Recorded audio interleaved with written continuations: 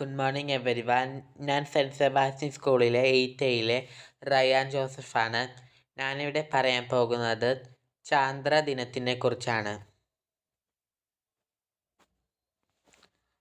1969 July 21 മനുഷ്യരാദ്യമായിട്ട് ചന്ദ്രനിലേക്ക് പോകുന്നത്. നാസയുടെ Apollo space ക്രാഫ്റ്റിലൂടെയാണ് ആദ്യമായിട്ട് മനുഷ്യർ ചന്ദ്രനിലെത്തിയത്. നീൽ ആംസ്ട്രോങ്ങും എഡ്വിൻ ആൽഡ്രിനുമാണ് ആദ്യമായിട്ട് ചന്ദ്രനിലിറങ്ങിയ മനുഷ്യർ. പ്രശാന്തിയുടെ സമുദ്രം എന്നാണ് നീൽ ആംസ്ട്രോങ്ങും എഡ്വിൻ ആൽഡ്രിനും ലാൻഡ് ചെയ്ത സ്ഥലത്തിന് നൽകിയിരിക്കുന്ന പേര്. നീൽ ആംസ്ട്രോങ് ഈഗിളിൽ നിന്ന് വളരെ വേഗം പുറത്തിറങ്ങിയിട്ട് ചന്ദ്രനെ കാലുകുത്തിയ ആദ്യത്തെ മനുഷ്യനായി.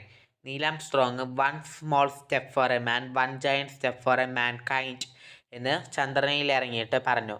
നീൽ ആംസ്ട്രോങ് ചന്ദ്രനിൽ ഇറങ്ങിയിട്ട് കുറച്ച് കഴിഞ്ഞപ്പോൾ എഡ്വിൻ ആൽഡ്രിൻ ചന്ദ്രനിലേക്ക് ഇറങ്ങി.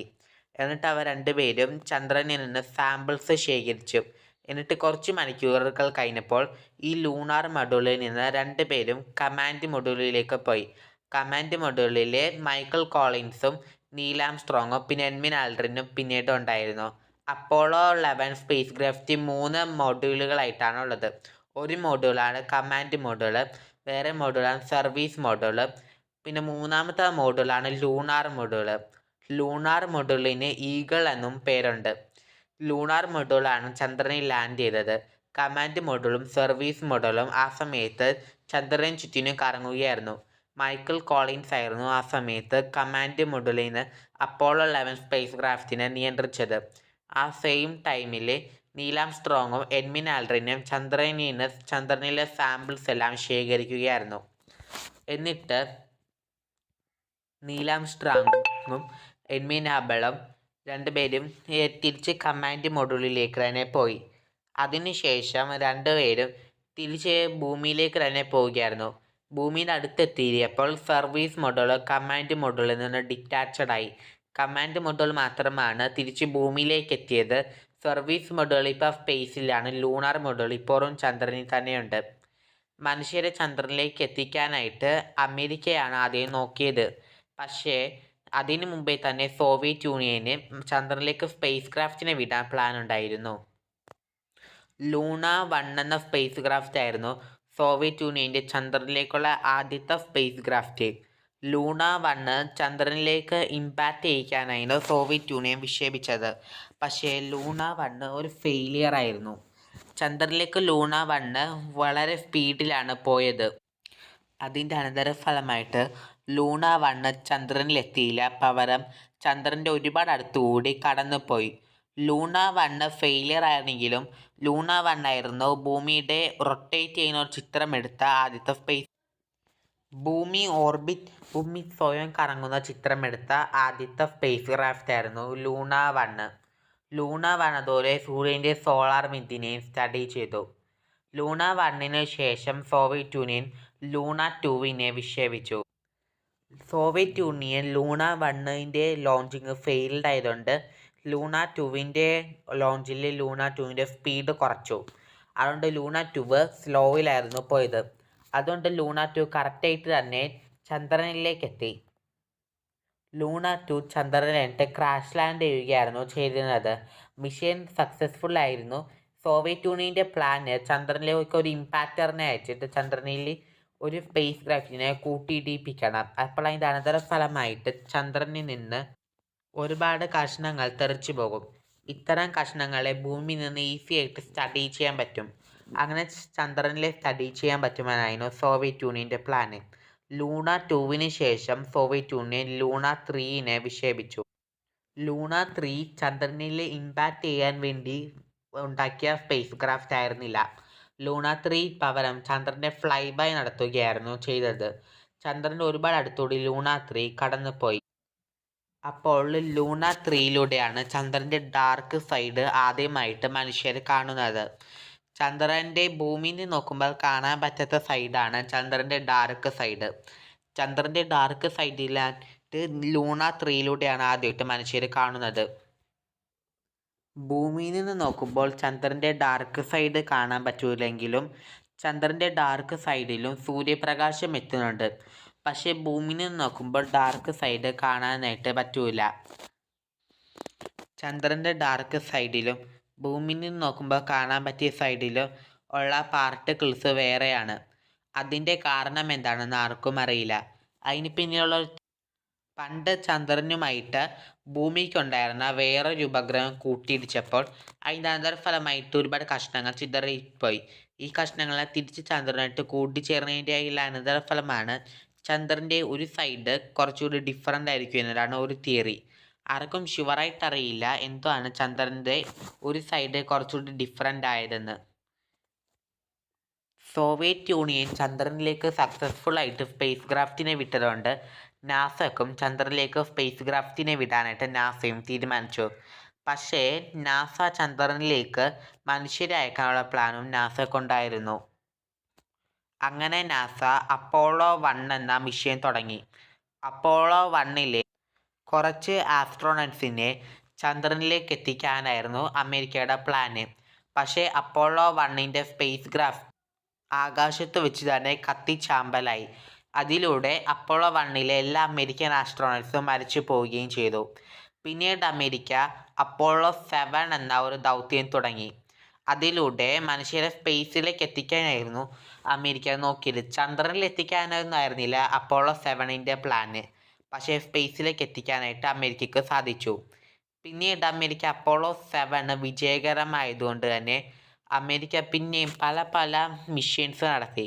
അങ്ങനെ അപ്പോളോ 11 സക്സസ്ഫുള്ളി മനുഷ്യരെ അമേരിക്ക അപ്പോളോ 11 ചന്ദ്രനിലേക്ക് എത്തിച്ചു. അപ്പോളോ 11 കഴിഞ്ഞിട്ട് പിന്നെയും പല പല മിഷൻസിൽ മനുഷ്യരെ ചന്ദ്രനിലേക്ക് അമേരിക്ക അയച്ചു. സാറ്റൻ 5 റോക്കറ്റിലാണ് എല്ലാ അപ്പോളോ ദൗത്യങ്ങളും അമേരിക്ക ചെയ്തത്. ഇന്ന് സാറ്റൻ 5 റോക്കറ്റൊന്നും ഉപയോഗിക്കാറില്ല. കാരണം സാറ്റൻ 5 റോക്കറ്റ് വളരെ ഡേഞ്ചറസ് ആയിട്ടുള്ള റോക്കറ്റുകളാണ്. ആ റോക്കറ്റ് വിക്ഷേപിക്കുന്ന സമയത്ത് ഫെയിൽഡ് ആയി കഴിഞ്ഞാൽ അത് ആകാശത്ത് വെച്ച് തന്നെ കത്തിച്ചാമ്പലാകും. അതുകൊണ്ട് സാറ്റൻ 5 റോക്കറ്റുകൾ ഇന്ന് ഉപയോഗിക്കാറില്ല. പക്ഷേ ആ ഒരു കാലഘട്ടത്ത് അതിനേക്കാളും പവർഫുള്ളായ റോക്കറ്റൊന്നും ഇല്ലാത്തതുകൊണ്ട് സാറ്റൻ 5 റോക്കറ്റായിരുന്നു ചന്ദ്രനിലേക്ക് മനുഷ്യരെ എത്തിക്കാനായിട്ട് അമേരിക്ക ഉപയോഗിച്ചത്. അപ്പോളോ സ്പേസ് ക്രാഫ്റ്റുകളിൽ ചന്ദ്രനിലേക്ക് ഒരുപാട് തവണ മനുഷ്യരെ എത്തിക്കാനായിട്ട് അമേരിക്കക്ക് പറ്റി. അതിലൂടെ ചന്ദ്രന് ഒരുപാട് സാമ്പിൾസും അമേരിക്ക ശേഖരിച്ചു. ഈ സാമ്പിൾസിലെ ഓക്സിജൻ ഐസോട്ടോപ്പ് ഭൂമിയിലെ മണ്ണിൽ എത്രത്തോളം ഓക്സിജൻ ഐസോട്ടോപ്പ് ഉണ്ട് അത്രയും തന്നെയാണ് ചന്ദ്രനിലുള്ള സാമ്പിൾസിലുള്ള ഓക്സിജൻ ഐസോട്ടോപ്പും. അതായത് ഭൂമിയിലും ചന്ദ്രനിലും ഒരേ കോമ്പൻസേഷനാണ് ഉള്ളത്. സോ ചില സയൻറ്റിസ്റ്റുമാർ തിയറൈസ് ചെയ്തത് കോടിക്കണക്കിന് വർഷങ്ങൾക്ക് മുമ്പ് തെയ എന്ന പേരുള്ള ഒരു പ്ലാനറ്റ് ഭൂമിയുമായിട്ട് കൂട്ടിയിടിച്ചു. അങ്ങനെ കൂട്ടിയിടിച്ചപ്പോൾ ഭൂമിയിൽ നിന്നും തെയയിൽ നിന്നും ഒരുപാട് കഷ്ണങ്ങൾ തെറിച്ചുപോയി.